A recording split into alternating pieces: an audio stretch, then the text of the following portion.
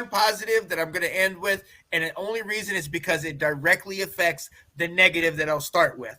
Right before the half, ladies and gentlemen, they are driving down. They're driving to score. I was 10-10, I believe, and they're running the ball and they're being able to gash us. And we're able to stop them first and second down, and it gets the third down. We stop them again. Then it gets the 4th and 1, and then they try to don't they. They had the ball. At first they tried to get us jump offside. Yes, they called a timeout. They ran it again. They ended up running it right up the gut. We stuffed it, shut them down. Huge momentum change. You have that picture of Jonathan Allen just screaming, just so excited. We're hooting and hollering as fans. We come in there, next play, pass, flippin'-ception. Yes.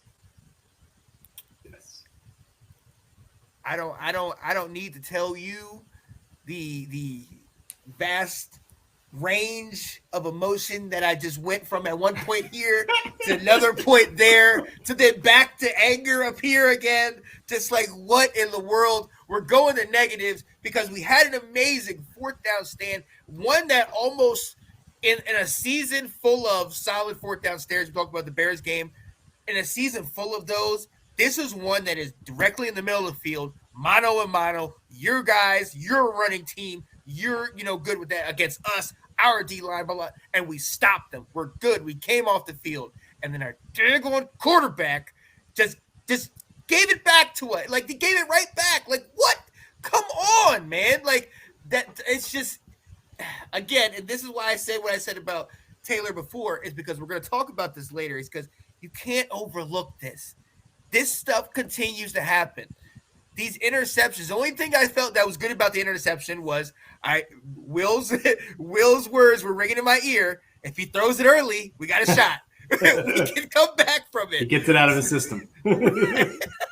Now, there was another one that he threw that ended up getting overturned. That might have been the one that was to McLaurin that took it out of McLaurin's hand. So that one ended up getting overturned. But still, we've seen how deadly these interceptions can be, and it's just we can't do it. It's not realistic for us to think that we're going to continue to win over and over if these mistakes keep coming up, because there's going to be a time where we're going to throw it, the interception. They're not going to call it back. They're not going to miss the call, and it's going to be that. Like, we cannot keep allowing this to happen. So just like you said, he says he's changed, but this is the same stuff we've seen last year. We just have more talent on the team. Mm-hmm. You know what I mean? Mm-hmm. So what are some of your negatives, man? What do you think? So let's stay on that Taylor Heineke theme. I thought about this today. I think it might resonate, because we also make always every single game we criticize Scott Turner, and it's like, wait a minute, what happened to the game plan that was working? So here's my analogy. All right, growing up in Herndon, okay, we used to drive along many of the back roads through neighborhoods and whatnot to get from place to place. If you remember, see if you can picture this. Okay. Sadler's Wells. You turn on to, now I just forgot the name. It connects. It goes by Drainsville Elementary and connects to Drainsville Road. Okay. When you first turn onto that road, and I can't believe I forgot the name of the street there. You're driving down and you're going 25 to 30. And it's real easy to do because the school's coming. So you're going downhill. So you stay the speed limit. That's just like us in the first quarter, first half. Scott Turner's calling a lot of runs. It's the beginning of the drive. He's not going to make sure that we get into some trouble. Once you pass the elementary school and you're still just going straight downhill, you start to speed up a little bit. It's real hard. You get bored, okay? Yeah. I think Scott Turner gets bored during the game, and he starts dialing up more passing plays for Taylor. And that's when we start having some trouble during drives.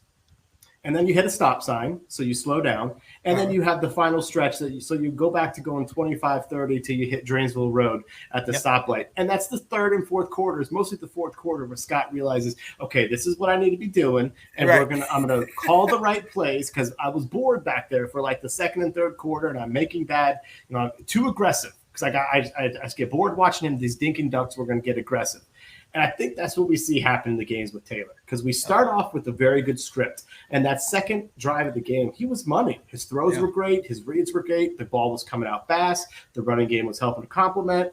And then I think it was the third or fourth quarter is when he had that touchdown pass to John Bates. Same thing. We got back on script. Oh, yeah. We went ahead. We were going the speed limit, and we utilized what we needed to. And he had a nice, they called it really good red zone play where they confused the defense, and John Bates was open.